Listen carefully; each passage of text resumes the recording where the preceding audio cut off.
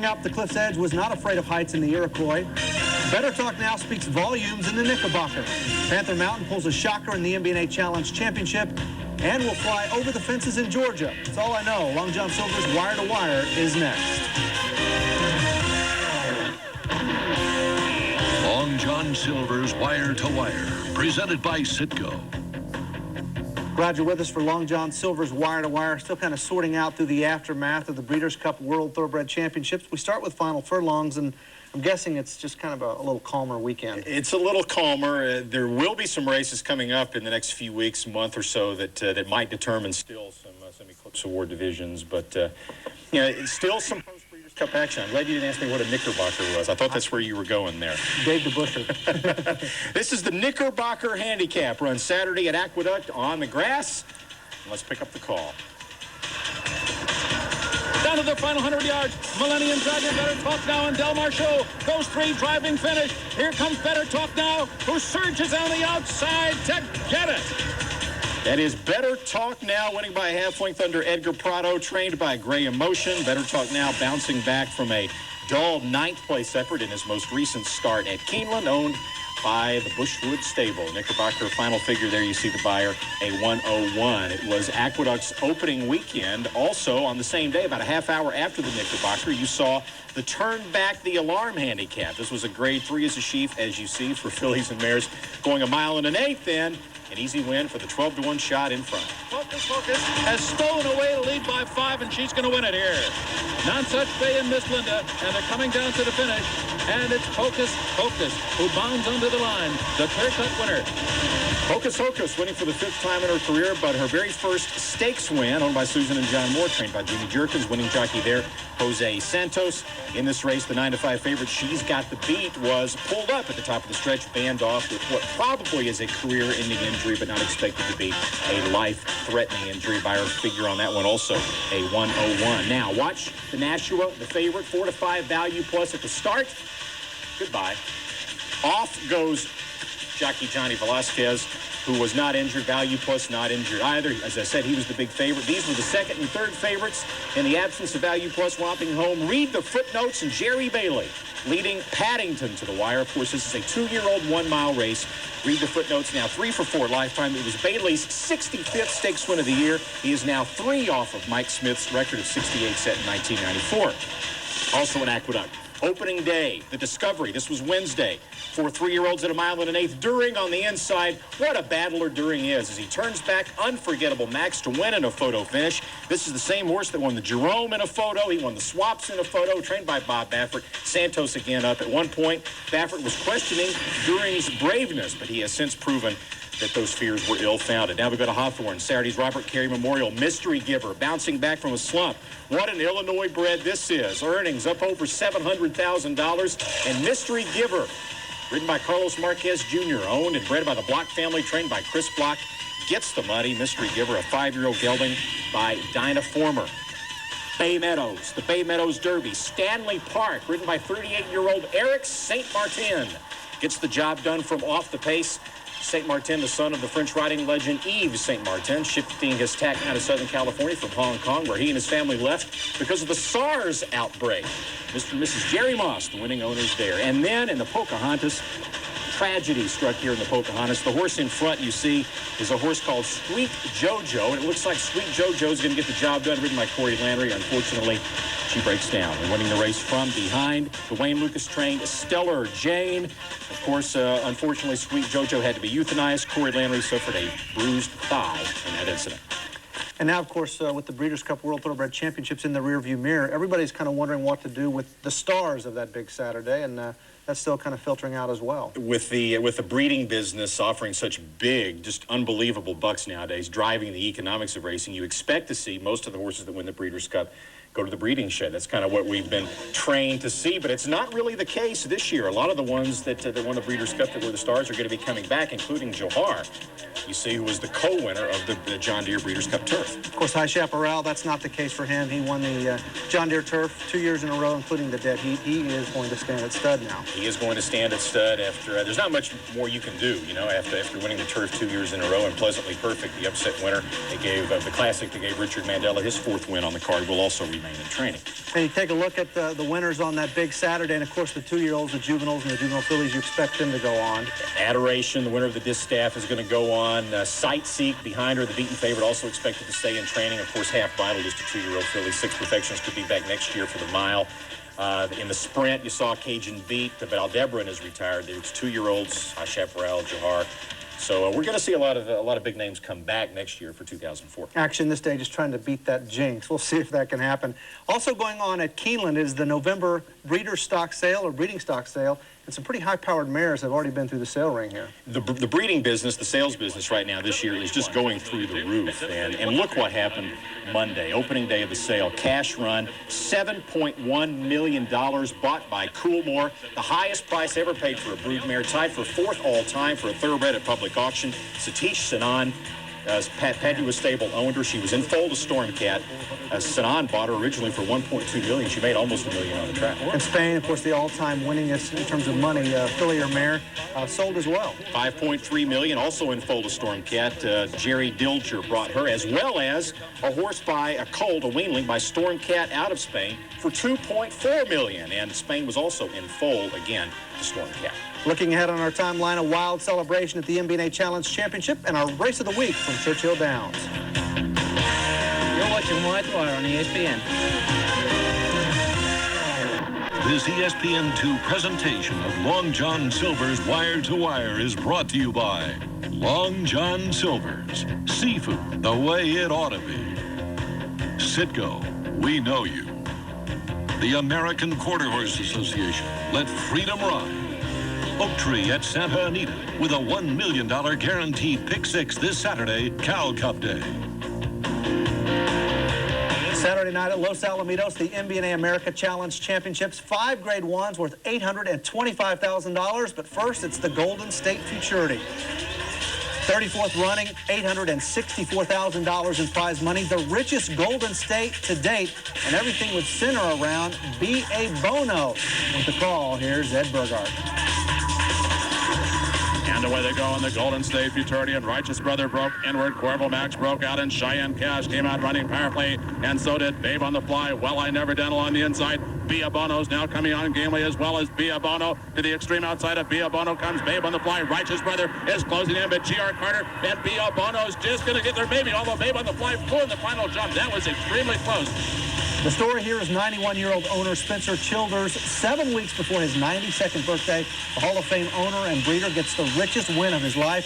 He sold Bia Bono for $3,500 last year, bought him back, turned down offers of $200,000 and $300,000 for this gelding before the final. Good decision. Now to the MBNA America Challenge Championships, the Ford Distaff. Number 7, Mini Rock, was a solid second choice, but Royal Time Classic would not be denied. And away they go.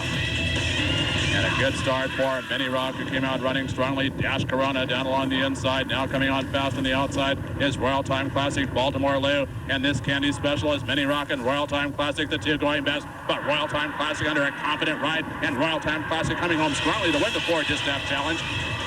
All-star cast here, trainer John Bassett, jockey Jerry Lee Yoakum, and owners Jose and Victor Diaz. Royal Time Classic was representing New Mexico. She's now won 6 of 11 this year, 13 of 33 lifetime, and earned $330,000.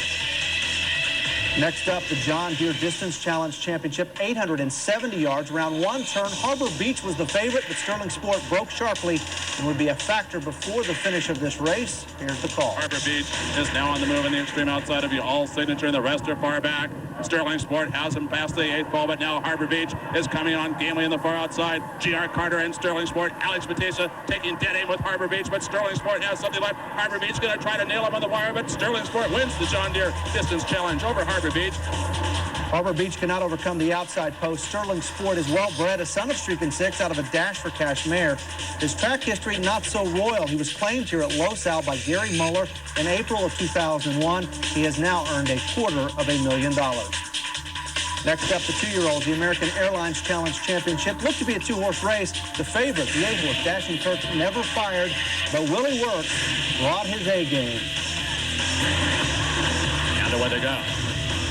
And a good start in the middle of the track for Willie Works, who came out running strongly to the outside of Willie Works. Is Metallic Lion. Down along the inside is None Is Easy, but take a look at Willie Works and Rodrigo Acevas in a one-horse race as Willie Works annihilates the field in the American Airlines Juvenile Challenge. A record 6 challenge championship win for trainer Blaine Schwaneveld. It was the lone win for the California region on the night. This is a homebred for owner Reed Pearson. The special leader gelding has now won 5 of 8 this year and nearly $110,000. 2 races left. On to the 3-year-olds in the Bayer Legend Challenge Championship. Moving Meter, the 6th horse, was the favorite, but this one was all south of the border. Prima LD shipped in from Mexico to show them how it's done. And away they go. And a rocket start for Corona's Prospect. A special snowflow came out running powerfully as well. Prima LD to the extreme outside, but Corona's Prospect, Ramon Sanchez, is now asking the question. A special snowflow. Prima LD is running a powerful race in the far outside. Corona's Prospect, here comes Prima LD, and Prima LD is absolutely flying. Prima LD, bred in California, and is the first purely Mexican racehorse to cross the border and win a challenge championship. She's won 9 of 12 lifetimes, 6 in a row, and is 1 for 1 in the U.S. Her win means everything to Patricio Pascal and Antonio Fernandez. The best thing to ever happen to us, to come back here to the States and win and representing Mexico, and first of all, to be Mexican. Thank you for everything. We knew when the filly was eating well, she was feeling good. She came to school. We put it in the school at night because in Mexico we don't have lights at night. So she was really well, and we was very proud about her. It was a Farda Amiga-like winner's circle. Now to the big boys, the NBA America Challenge Championship, $300,000, richest race in the program, a battle between Catch Me in Your Dreams and Panther Mountain. And away they go in the NBA Challenge Championship, and a beautiful start for Catch Me in Your Dreams, who came out running powerfully on the outside of Zucky Street. Kate's driver now begins to close in as well. As Kate's driver is coming on fast, Panther Mountain has a good chance down along the inside. Zucky Street, though, the one to beat. Panther Mountain's making a big run, and Catch Me in Your Dreams with his Panther Mountain. And down along the inside, Panther Mountain takes the NBA Challenge Championship under Alvin Brosette. For the 3rd straight year, trainer Janet Van Beber and jockey Alvin Brosette team up to win the NBA America Challenge Championship. They've done it with 3 different horses, Taylor Fit, Streakin' Sintacha, and now Panther Mountain. A winning ticket was $43.80, but the win for Van Beber was priceless. And never to be taken for granted. There's a lot of good horsemen that can achieve these sorts of statistics, but you have to be entrusted with the right kind of horse flesh. And I've been blessed, and I've had people send me some nice horses, and I feel lucky that I've been able to capitalize on their abilities in races such as these. For information on how you can become a racing American quarter horse owner, call 1-800-414-RIDE. Now we leave the drag strip of American quarter horse racing and move on to the peaceful cross-country field of steeplechase racing. The novice steeplechasers are defined as steeplechasers in their 1st or 2nd year of racing over the jumps. There's a series for these horses called the Sport of Kings Challenge. The final leg of that series was Saturday in Pine Mountain, Georgia, at Callaway Gardens Steeplechase. It was the 16th running of the AFLAC U.S. Championship Novice Stakes. Chris Lincoln leading the bagpipe parade.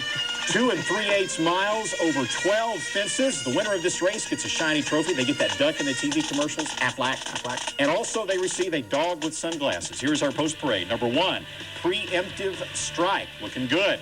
Number 2, High Rapport, the top weight of 165 pounds in his first start in the U.S.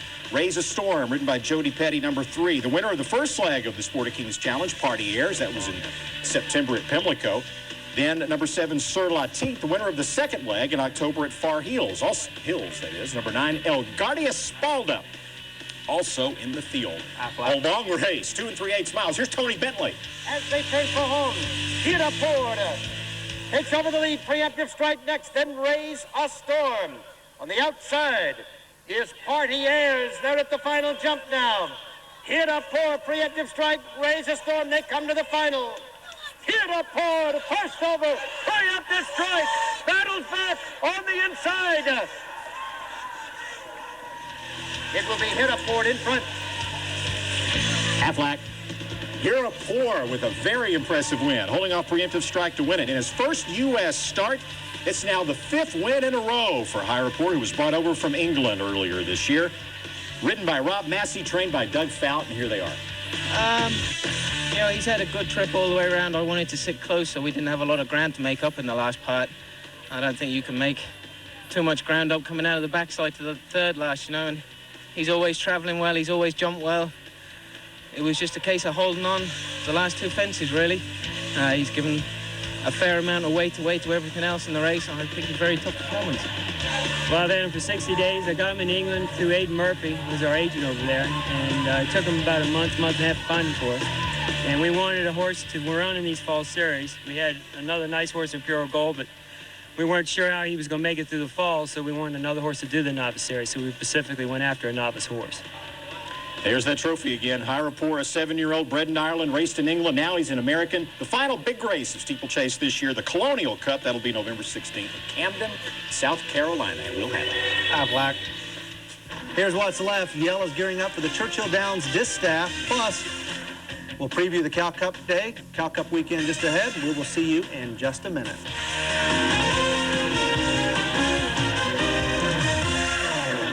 At Santa Anita, 7th race, seemed like just your average ho-hum race. No, here, Bobby Frankel makes history. He wins with Golden Rahi and sets the record, passing Wayne Lucas as the most money won in a single year. $17,874,877. Bobby Frankel was not there. He was still on his honeymoon down in Barbados. Good place to be, but he does make some history. Now into our NTRA Great Stakes segment. Churchill Downs open for business, and it's the Churchill Downs Distaff this weekend. Big race, Saturday, $200,000, Grade 2. 1 mile, 1 turn, and a couple of big-name horses going in the Churchill Downs Distaff, including Claiborne Farm and Adele Dilscheider's Yell.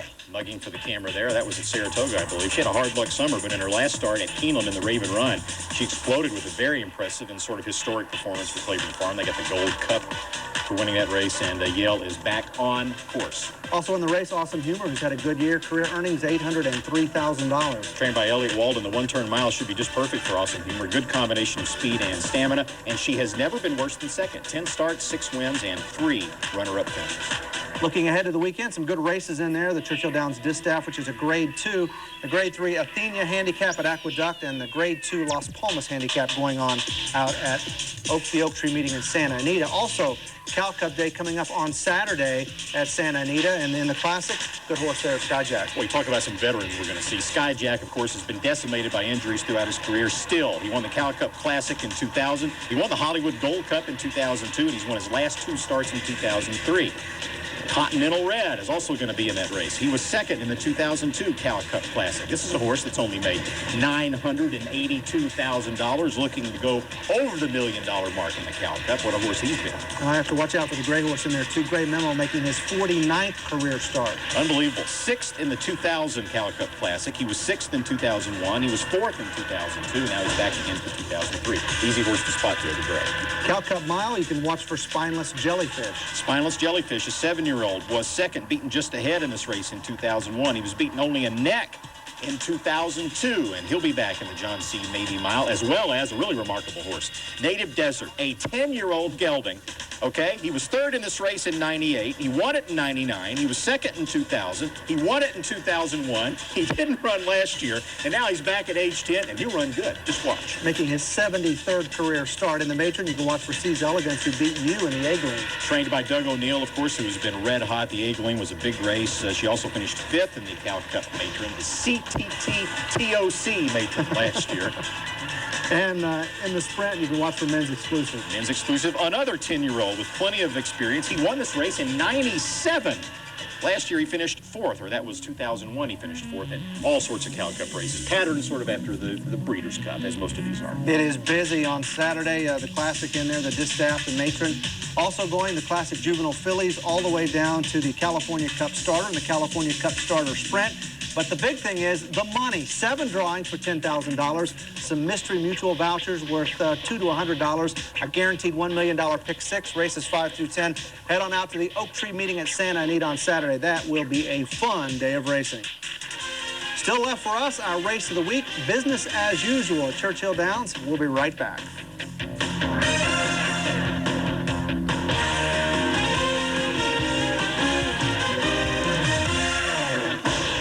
ESPN2 presentation of Long John Silver's Wire to Wire is brought to you by Long John Silver's, seafood the way it ought to be.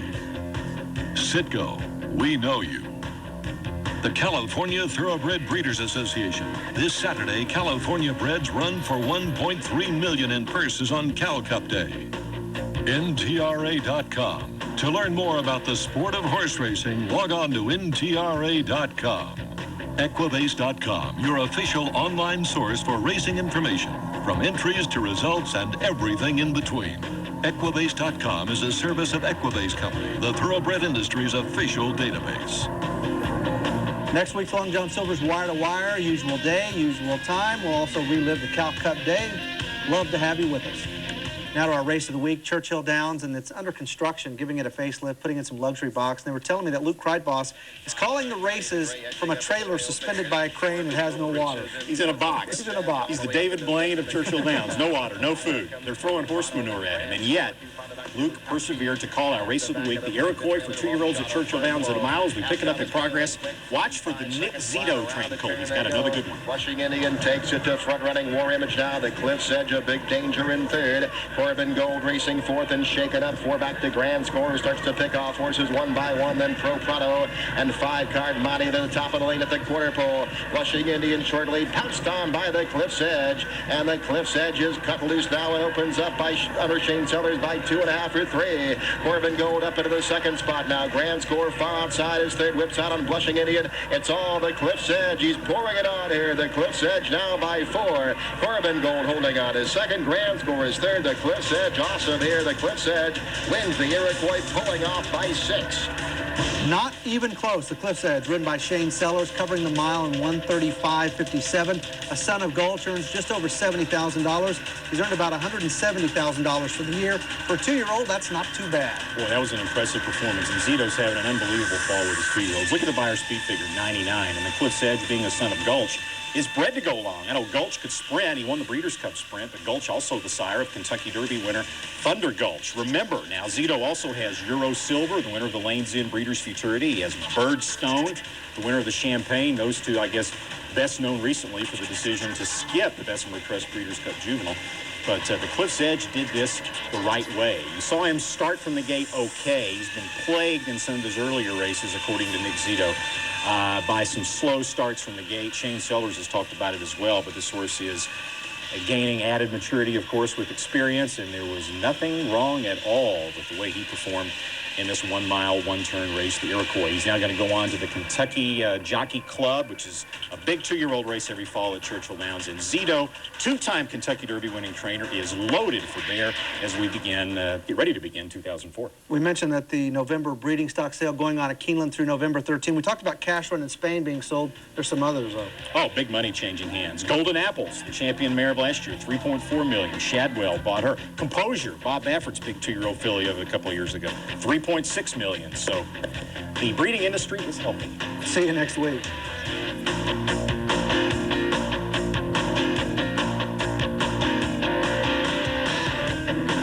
This has been a presentation of ESPN, the worldwide leader in sports. For more, log on to ESPN.com.